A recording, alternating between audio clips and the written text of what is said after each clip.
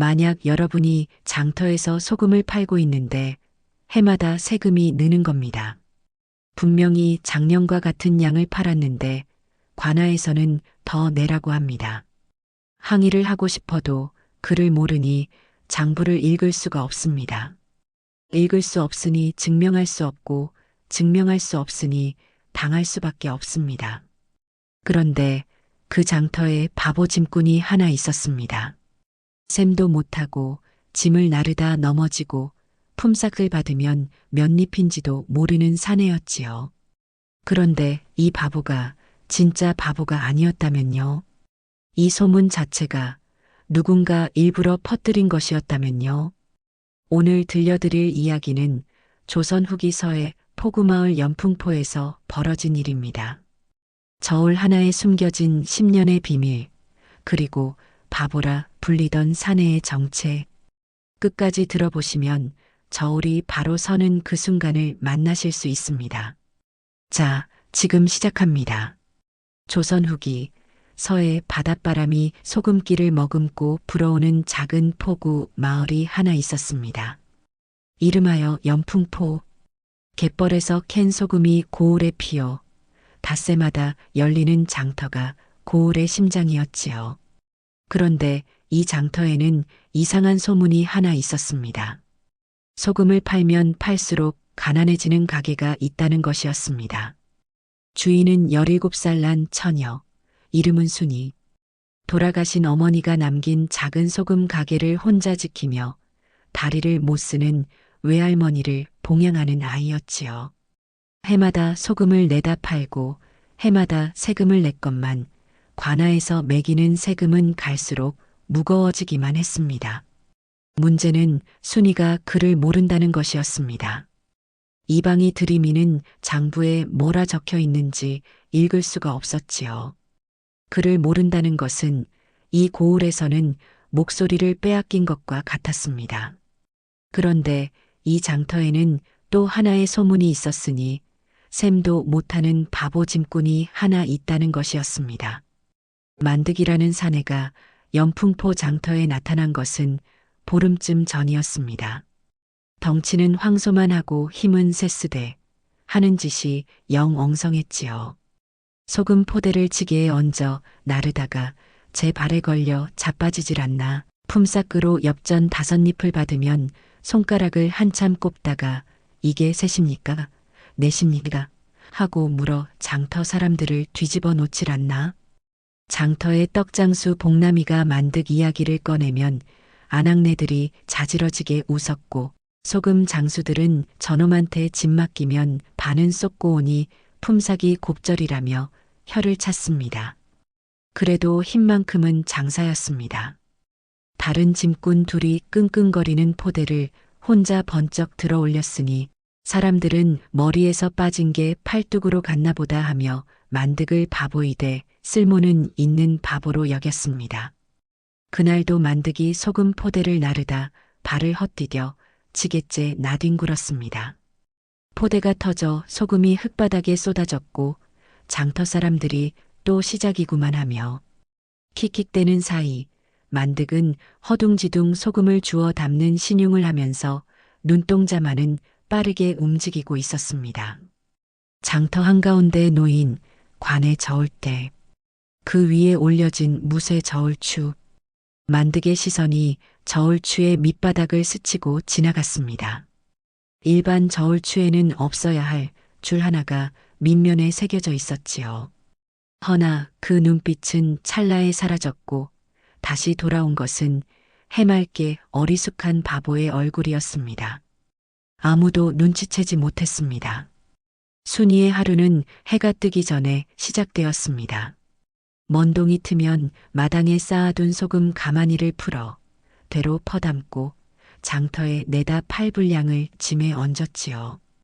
되라 함은 소금이나 곡식의 양을 재는 나무 그릇을 말합니다. 순이의 되는 돌아가신 어머니가 물려준 참나무 되었는데 모서리가 닳고 나뭇결이 검게 변할 만큼 오래된 것이었습니다. 하지만 순이는 이 대를 세상 무엇과도 바꾸지 않았습니다. 어머니의 손때가 벤 유일한 물건이었으니까요. 장터 준비를 마치면 순이는 방 안으로 들어가 금덕 할매에게 미음을 올렸습니다. 할매는 3년 전 다리를 다쳐 반신을 못 쓰는 처지였지요. 침상에 누운 할매의 벽머리에는 집신 한 짝이 걸려 있었습니다. 걷던 시절에 신던 것이라 했습니다. 금떡 할매가 미움을 받으며 푸념을 했습니다. 순아, 올해도 세금이 늘었다며? 예, 할매. 작년보다 소금 30대를 더 내래요. 이상하다. 소금값은 그대로인디 세금만 해마다 느는 게 말이 되냐? 순이는 말없이 미음 그릇을 올리며 한숨을 삼켰습니다. 순이도 이상하다는 것쯤은 알고 있었습니다. 하지만 이방이 내미는 장부에 적힌 숫자를 읽을 수가 없었지요. 글을 모르니 장부를 읽을 수 없었고 읽을 수 없으니 증명할 수 없었습니다. 장터에 차돌 이방이 나타나면 공기가 달라졌습니다. 이방이라 함은 고을 관아에서 세금과 장부를 총괄하는 벼슬아치를 말합니다. 차돌이라는 이름과는 달리 이 사내의 인상은 매끈하고 기름졌지요. 늘 반들거리는 갓을 쓰고 허리춤에는 가죽 주머니를 차고 다녔는데 그 안에 관아의 도장, 관인이라 부르는 것이 들어있다는 것을 장터 사람들은 다 알고 있었습니다. 차돌 이방이 포졸 막새를 대동하고 장터를 순시했습니다. 막새라는 포졸은 허리에 곤장을 차고 다니는 사내로 이방 앞에서는 충견처럼 굽실거렸고 백성들 앞에서는 호랑이처럼 호통을 쳤습니다. 이방이 장터 한가운데 노인관 저울대 앞에 멈춰 섰습니다. 점검이라는 명목이었지만 사실 그가 확인하는 것은 하나였습니다. 자기가 몰래 바꿔놓은 가짜 저울추가 제자리에 잘 있는지. 이방의 손가락이 저울추를 톡 건드렸습니다. 미세하게 고개를 끄덕이는 것이 보였지요. 그 순간 장터 건너편에서 소금 포대를 어깨에 맨 채 비틀비틀 걸어가던 만득의 귀가 소리 없이 쫑긋했습니다. 만득이 순이 가게 앞에 처음 나타난 것은 닷새 전이었습니다. 아무 말 없이 가게 앞에 쪼그리고 앉아 있다가 순이가 짐을 나르려고 끙끙거리면 벌떡 일어나 포대를 번쩍 들어 올렸지요.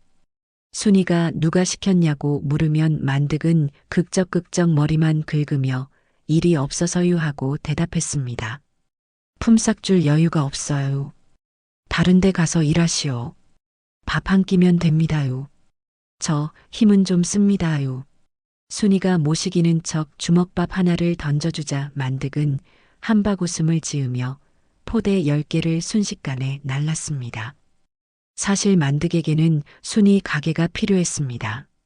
가게 안쪽 자리에 앉으면 장터 한가운데 놓인 관 저울대가 정면으로 보였거든요.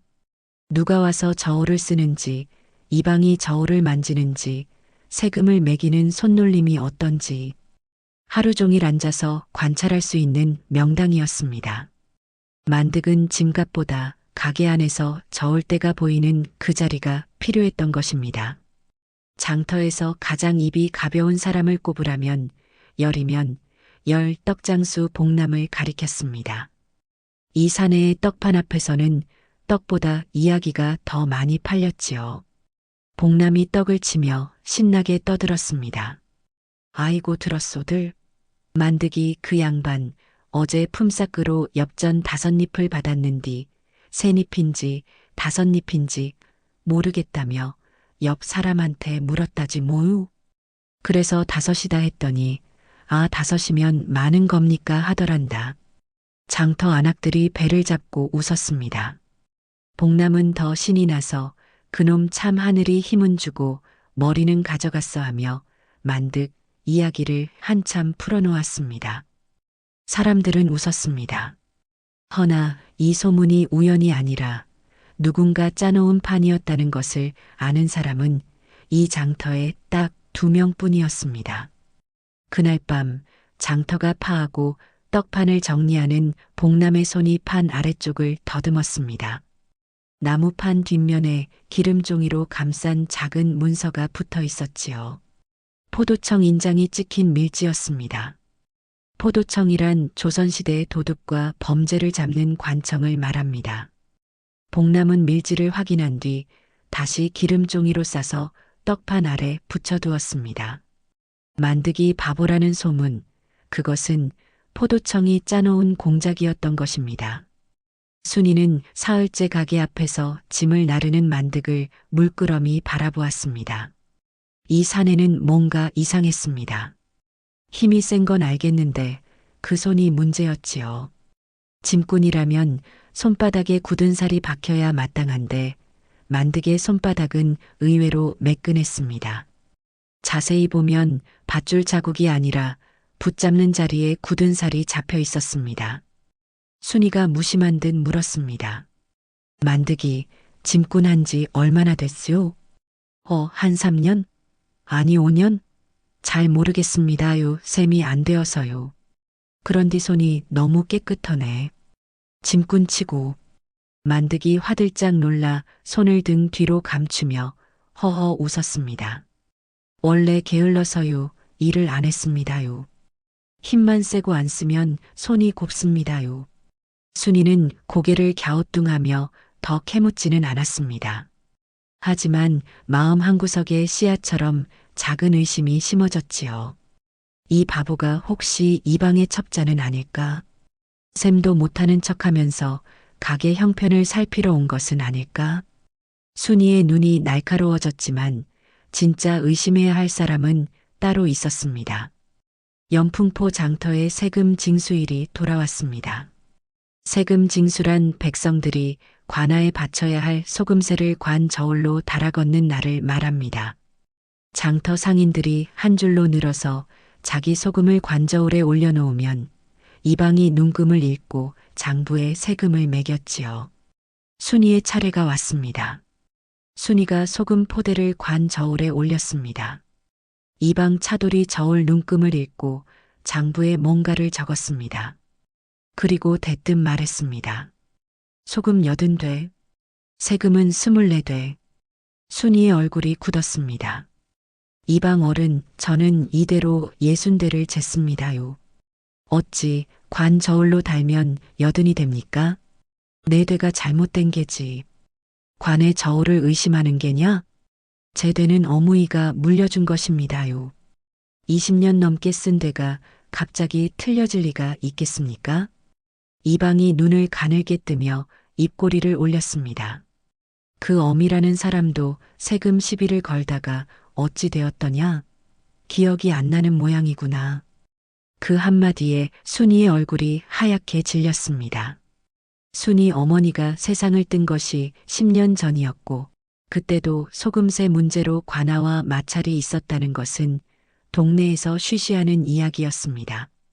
순이의 되는 어머니가 물려준 것이었습니다. 잘못될 리가 없었습니다.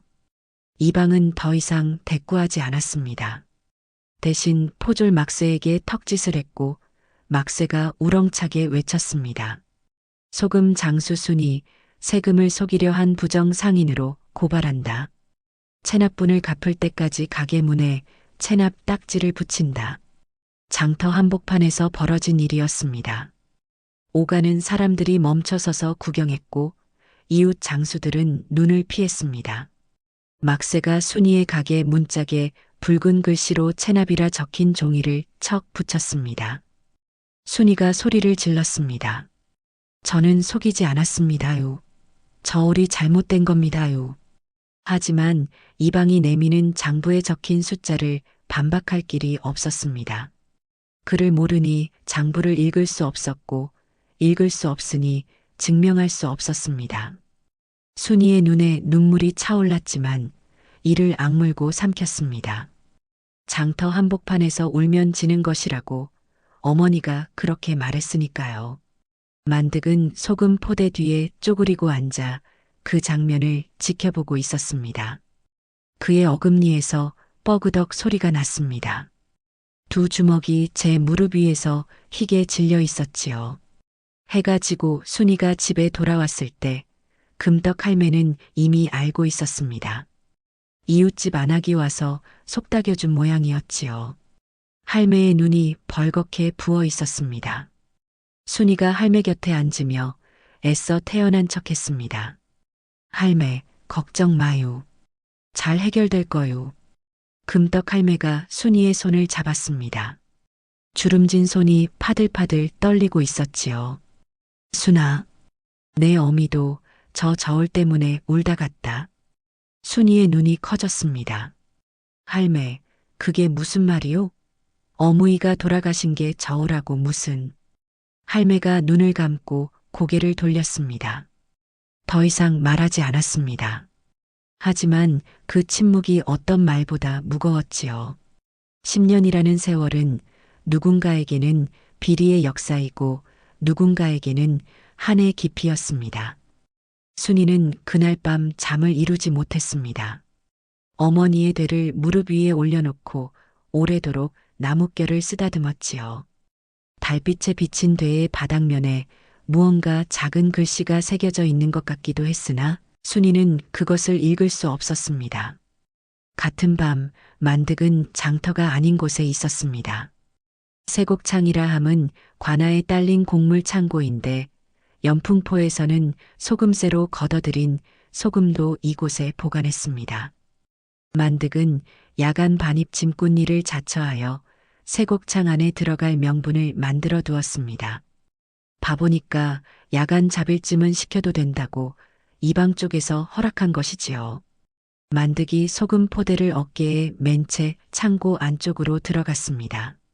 좁고 어두운 통로를 지나 안쪽 칸에 다다르자 구석에 작은 괴짝 하나가 놓여 있었습니다. 자물쇠가 채워져 있었지요.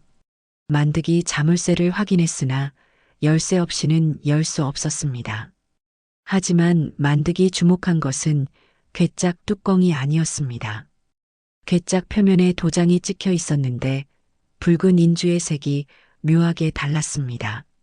관아에서 쓰는 관인의 인주빛은 진한 주홍인데 괴짝에 찍힌 도장의 인주는 약간 검붉었지요. 같은 도장을 찍었다면 인주색이 같아야 마땅한데 색이 다르다는 것은 도장 자체가 다를 수 있다는 뜻이었습니다. 만득의 눈이 어둠 속에서 날카롭게 빛났습니다. 다음 날 아침 만득이 순이 가게 앞에 여느 때처럼 나타났습니다. 순이는 밤새 울었는지 눈이 부어 있었지만 내색하지 않고 소금을 쓸어 담고 있었습니다. 만득이 슬그머니 다가와 옆에 쪼그리고 앉았습니다. 잠시 침묵이 흘렀습니다. 만득이 투박한 말투로 입을 열었습니다. 걱정 마시오. 저울이란 건 원래 무거운 쪽으로 기우는 법이니까요. 순이가 고개를 들어 만득을 보았습니다. 바보가 무슨 위로를 한다고. 말은 퉁명스러웠지만 순이의 눈가가 붉어지는 것을 숨기지 못했습니다. 돌아가신 어머니 이후로 자신의 편을 들어주는 사람이 있다는 것 자체가 비록 셈도 못하는 바보 짐꾼일지라도 순이에게는 처음 느끼는 온기였지요. 만득은 속으로 가슴이 아렸습니다. 포도청에서 3년을 일하며 온갖 비리를 봐왔지만 그를 모르는 처녀가 장부 하나에 허물어지는 꼴은 유독 견디기 어려웠습니다. 자신의 어린 시절이 겹쳤기 때문이었습니다. 관노의 아들로 태어나 그를 배울 기회조차 없었던 어린 만득에게 그를 가르쳐 준 것은 포도청의 늙은 설이었지요. 그를 알면 세상이 너를 속이지 못한다던 그 말이 만득을 여기까지 이끌어 온 것이었습니다. 달이 구름에 가린 그날 밤 만득이 장터 뒷골목 복남의 떡집을 찾아갔습니다. 문을 두드리는 방식이 달랐습니다. 3번 잠시 멈춤, 2번 잠시 멈춤, 1번. 포도청 밀정들이 쓰는 약속 신호였지요. 삐그덕 문이 열리고 복남이 고개를 내밀었습니다. 평소에 수다스러운 떡장수 얼굴이 아니라 단단하게 입을 다문 사내의 얼굴이었습니다. 만득이 안으로 들어서자 복남이 문을 잠그고 나지막이 물었습니다. 괴짝은 봤냐? 자물쇠가 잠겨 있어. 열쇠는 이방 허리춤 주머니에 관인 도장과 같이 있을 거요. 그 주머니를 빼앗으면 끝 아니오? 아니오. 빼앗으면 이방이 증거를 인멸하오.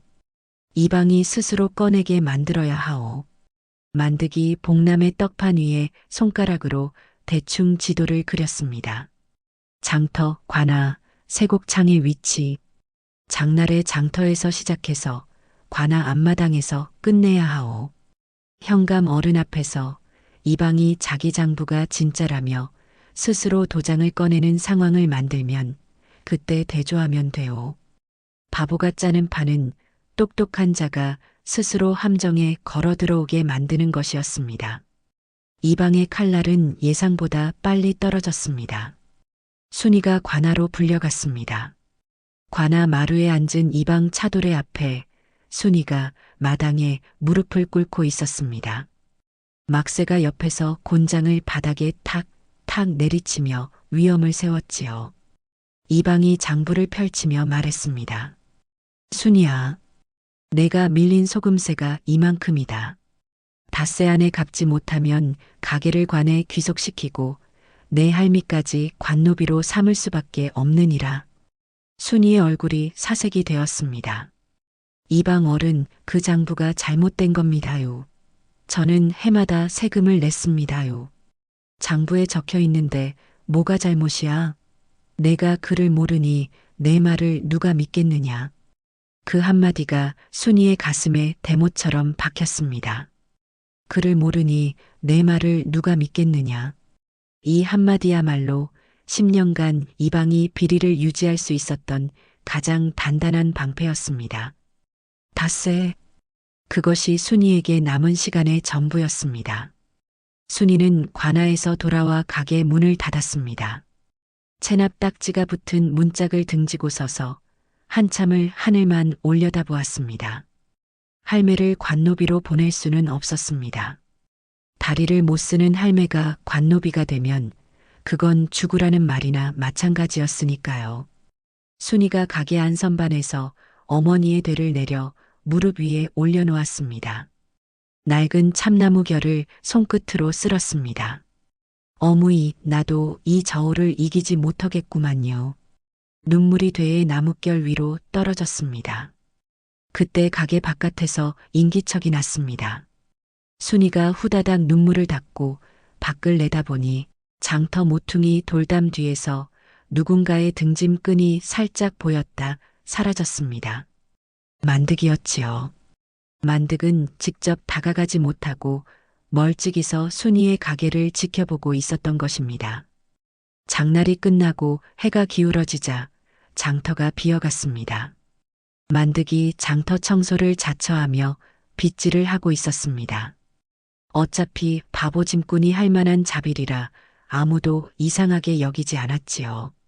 만득이 관 저을 때 주변을 빗질하다가 빗자루가 저울대 다리에 걸렸습니다. 우당탕, 저울대가 기울며 저울추가 바닥으로 떨어졌습니다.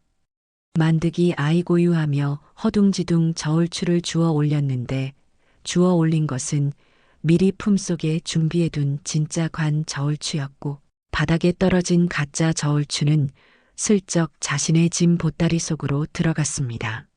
손놀림은 눈 깜짝할 사이였습니다. 셈도 못하는 바보의 손이라고는 믿기 어려울 만큼 정확했지요. 만득이 장터를 나서며 짐 보따리 속 두 저울추의 무게를 손으로 가늠했습니다. 같은 모양, 같은 빛깔. 그러나 손바닥에 올려놓으면 한쪽이 묵직하게 기울었습니다. 가짜 저울추가 진짜보다 무거웠던 것입니다. 무거운 저울추로 소금을 달면 실제보다 양이 많게 나오니 세금을 더 거둘 수 있었지요. 증거 첫 번째를 손에 넣었습니다. 하지만 저울추만으로는 부족했습니다. 저울추가 다르다는 것은 물증이지만 얼마를 빼돌렸는가를 보여줄 기록이 있어야 했지요. 만득이 노리는 것은 이방이 세곡창 안에 따로 관리하는 장부였습니다. 한밤중 만득이 야간 반입 짐꾼 일을 핑계로 세곡창에 들어갔습니다. 소금 포대를 안쪽 칸까지 나르고는 슬그머니 발걸음을 돌려 괴짝이 놓인 구석으로 갔습니다.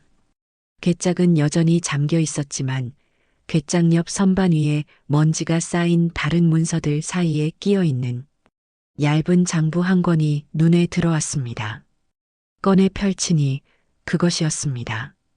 만드기 품속에서 접어둔 종이와 먹물 담은 대통을 꺼냈습니다. 등잔 하나를 몸으로 가리며 불을 켜고 장부를 한 장 한 장 필사하기 시작했습니다. 셈도 못한다던 바보의 분놀림은 포도청에서 3년간 문서를 다루던 사람의 것이었습니다. 장부의 숫자들이 필사본에 옮겨졌습니다.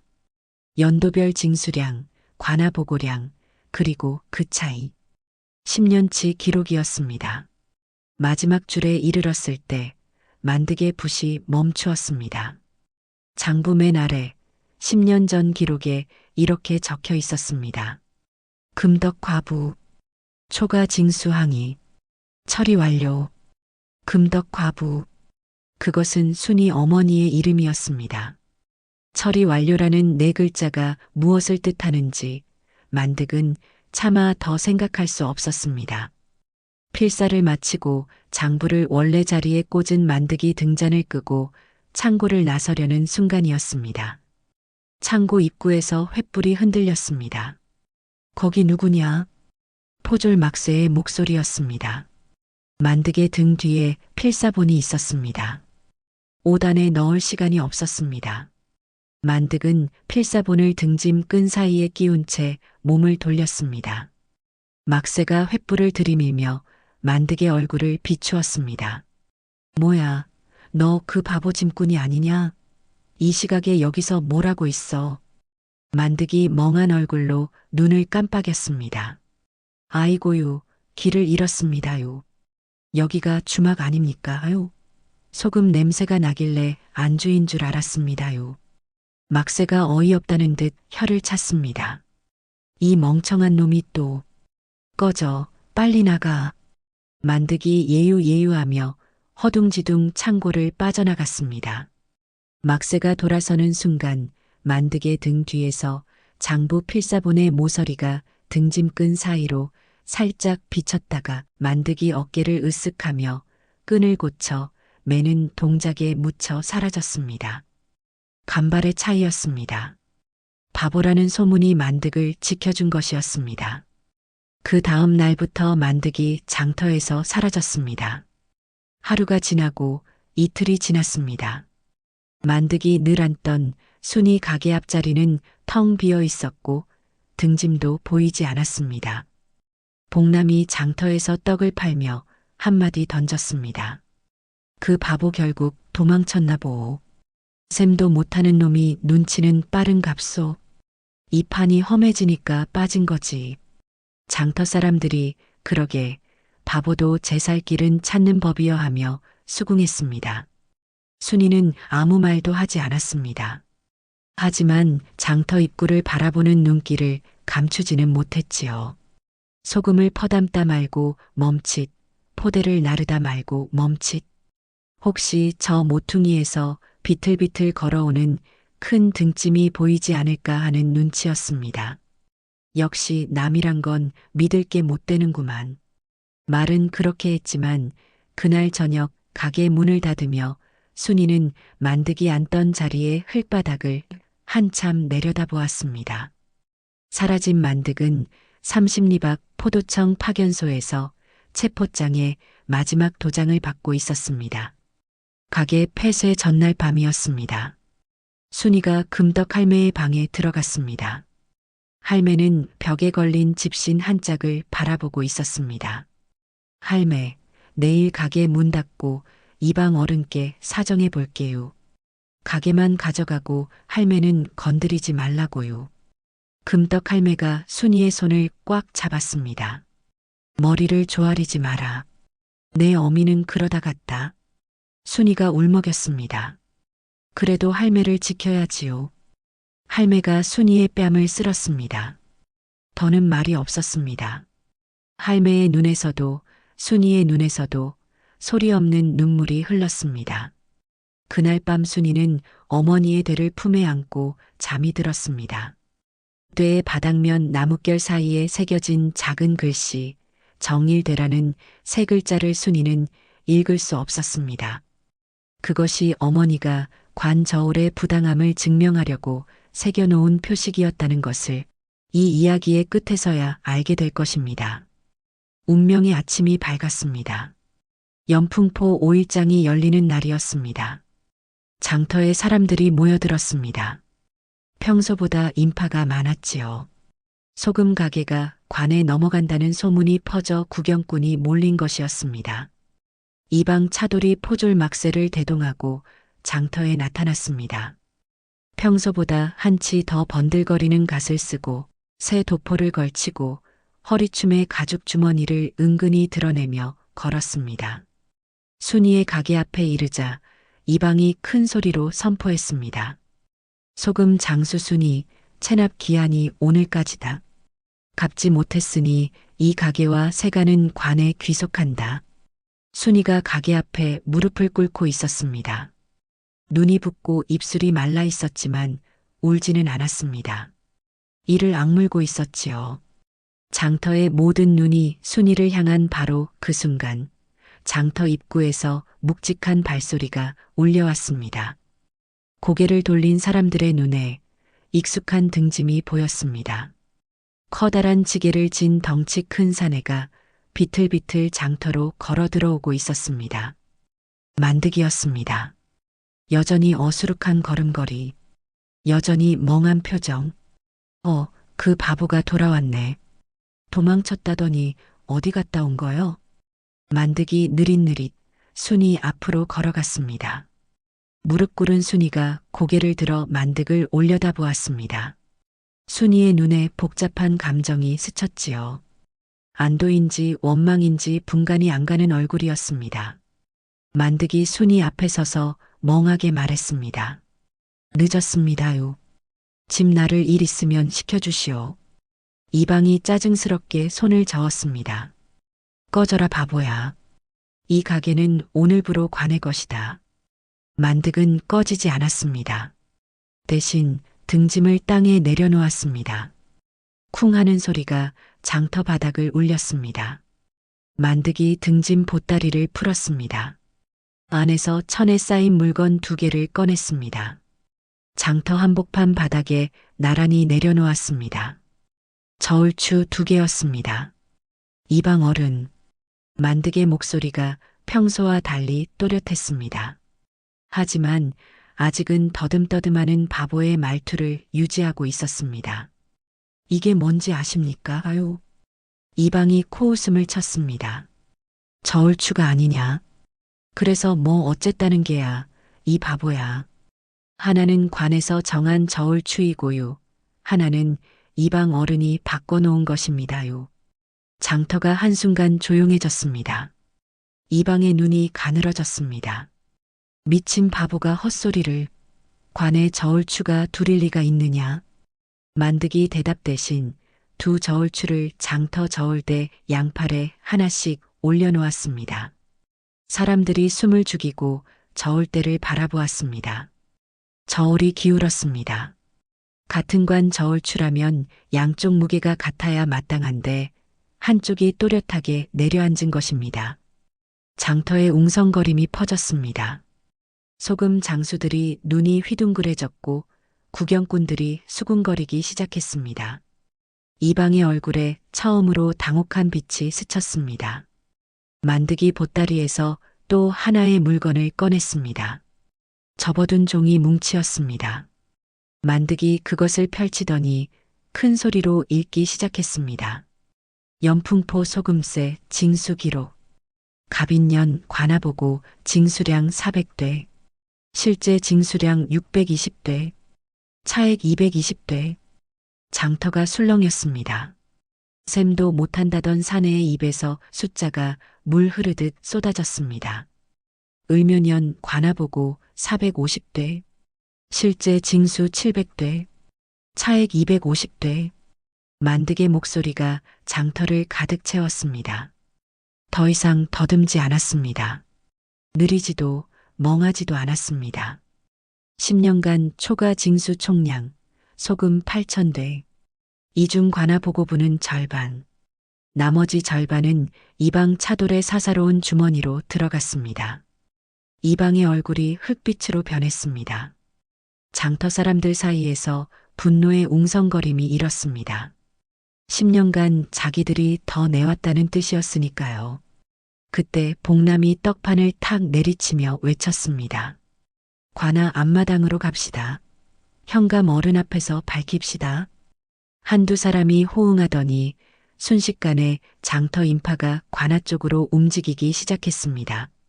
물결처럼 사람들이 관아 앞마당으로 밀려갔습니다. 이방 차돌의 손이 허리춤 주머니를 더듬기 시작했습니다. 관인 도장이 든 주머니를 관아 앞마당이 장터 사람들로 가득 찼습니다. 이례적인 소동에 현감 윤 영감이 관복을 갖추고 나왔습니다. 현감이라 함은 고을을 다스리는 수령을 말합니다. 윤 현감은 과묵하고 병약한 노인이었지만 원칙 하나만은 지키는 사람이었습니다. 증거가 눈앞에 있으면 외면하지 않는다는 원칙. 윤 현감이 마루에 앉아 마당을 내려다보았습니다. 이 소란이 무엇이냐? 만득이 마당 한가운데 나서서 저울추 2개와 필사한 장부를 현감 앞에 올렸습니다. 현감 어른, 소인이 고발하옵니다. 이방 차돌이 관 저울추를 바꿔치기 하여 10년간 소금세를 부풀려 걷고 차액을 사사로이 착복하였습니다. 이것이 증거 저울추이고 이것이 이방이 따로 관리하던 장부의 사본입니다. 현감의 눈이 날카로워졌습니다. 장부를 받아들고 한 줄 한 줄 읽기 시작했습니다. 이방 차돌이 앞으로 뛰쳐나왔습니다. 얼굴이 벌겋게 달아올라 있었지요. 현감 어른, 이것은 미친 바보의 날조입니다. 저자가 어디서 주워온 종이 쪼가리를 가지고 관원을 모함하다니. 제 장부를 보십시오. 관인이 찍힌 공식 장부를. 이방이 당당하게 자기 장부를 내밀었습니다. 그리고 허리춤 주머니에서 관인 도장을 꺼냈습니다. 이 관인 도장으로 직접 찍은 기록입니다. 관의 공식 문서를 의심하시겠습니까? 만득의 입꼬리가 아주 미세하게 올라갔습니다. 만득이 기다린 것은 바로 이 순간이었습니다. 이방이 스스로 도장을 꺼내는 순간 만득이 한 발 앞으로 나섰습니다. 그리고 현감을 향해 이번에는 바보의 말투가 아닌 또렷하고 낮은 목소리로 말했습니다. 현감 어른, 벼루에 먹을 갈아 이방이 들고 있는 그 도장을 찍어 보시지요. 그리고 관아 금고에 보관된 진짜 관인으로도 찍어 보시지요. 두 도장의 먹색을 대조해 주십시오. 현감의 눈이 만득을 뚫어지게 쳐다보았습니다. 셈도 못하는 바보 짐꾼의 입에서 나올 말이 아니었으니까요. 하지만 현감은 묻지 않았습니다. 대신 벼루를 가져오라 명했습니다. 관아 마당에 벼루가 놓였습니다. 현감이 직접 먹을 갈았습니다. 쓱쓱쓱 먹가는 소리만이 관아 앞마당을 채웠습니다. 수백 명의 백성이 숨을 죽이고 그 소리를 들었지요. 먹물이 준비되자 현감이 이방의 도장에 먹을 묻혀 종이에 찍었습니다. 그리고 관아 금고에서 가져온 진짜 관인에도 먹을 묻혀 나란히 찍었습니다. 두 도장이 나란히 놓였습니다. 모양은 같았습니다. 글자도 같았습니다. 하지만 인주의 색이 달랐습니다. 관아 관인의 인주는 진한 주홍이었고 이방의 도장 인주는 검붉었습니다. 이방이 관인을 본떠 별도의 도장을 파서 자기만의 장부에 찍어온 것이었습니다. 현감의 얼굴이 돌처럼 굳었습니다. 차돌, 이 도장이 무엇이냐? 이방의 입이 벌어졌다 닫혔습니다. 할 말이 없었습니다. 자기가 스스로 꺼낸 도장이 자기를 물고 늘어진 것이었으니까요. 그것은 그때 만득이 등짐끈에 손을 가져갔습니다. 300근을 천천히 풀었습니다. 끈 안쪽에 접혀 있던 문서 한 장이 나왔습니다. 만득이 그 문서를 두 손으로 받들어 현감 앞에 올렸습니다. 현감 어른, 이것은 포도청 체포장입니다. 관아 앞마당이 얼어붙었습니다.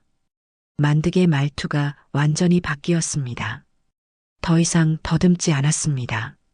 더 이상 눈치를 살피지 않았습니다. 등을 곧게 펴고 이방을 정면으로 바라보며 말했습니다. 저는 포도청 밀정 만득입니다. 이방 차돌, 관 저울 위조 및 10년간 소금세 착복 혐의로 포도청의 명을 받들어 체포합니다. 그리고 관아 앞마당을 가득 채운 백성들 사이에서 함성이 터져 나왔습니다. 바보의 입에서 나온 가장 또렷한 한마디에 10년 묵은 저울이 비로소 수평을 찾았습니다. 현감 윤 영감이 벼루의 먹을 다시 갈았습니다. 판결문을 쓰기 위한 먹이었지요. 이방 차돌은 마당 한가운데 끌려나와 무릎을 꿇고 있었습니다. 조금 전까지 장터를 호령하던 반들거리는 갓은 벗겨져 바닥에 나뒹굴었고 허리춤의 가죽 주머니는 압수되었습니다. 10년간 백성 위에 군림하던 자의 최후치고는 허망하기 짝이 없었지요. 이방 차돌, 관 저울추를 위조하여 소금세를 부풀려 걷고 관인을 본떠 별도 도장을 파서 장부를 조작하여 10년간 관물을 착복한 죄 용서할 수 없다. 관직을 영구히 파면하고 착복한 재산은 전액 몰수하여 백성들에게 돌려주며 본인은 유배에 처한다. 이방이 이마를 땅에 찌으며 울부짖었습니다. 현감 어른, 한 번만 살려주십시오. 제가 잘못했습니다. 현감은 대꾸하지 않았습니다. 대신 포졸 막쇠를 보았습니다. 포졸 막쇠, 내 죄도 모르지 않을 터. 막쇠가 스스로 무릎을 꿇었습니다. 허리춤의 곤장을 풀어 바닥에 내려놓았습니다. 소인도 알면서 눈을 감았습니다. 벌을 달게 받겠습니다. 현감이 잠시 생각하더니 말했습니다. 자수를 참작하여 곤장 30대 후 방면한다. 만득이 현감에게 고개를 숙였습니다.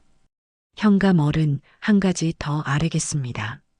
10년간 초가 징수된 소금세는 원래 주인에게 모두 되돌려 주어야 합니다. 장부의 피해 기록이 남아 있으니 그에 따라 배분해 주시기 바랍니다. 현감이 고개를 끄덕였습니다. 그리하라. 백성들 사이에서 환호가 터졌습니다. 누군가가 만득이 만세를 외쳤고 장터 안악들이 바보가 아니었어 하며 서로의 등을 쳤습니다.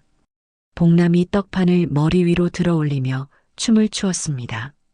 순이는 관아 앞마당 구석에 서서 모든 것을 멍하니 바라보고 있었습니다. 손에는 어머니의 되가 들려 있었습니다. 그때 이웃집 안악의 부축을 받은 금떡 할매가 관아 앞마당에 나타났습니다.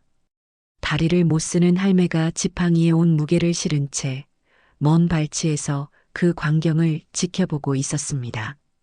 벽에 걸려만 있던 집신 대신 맨발이었지만 할매는 서 있었습니다. 할매의 볼에 눈물 한 줄기가 흘렀습니다.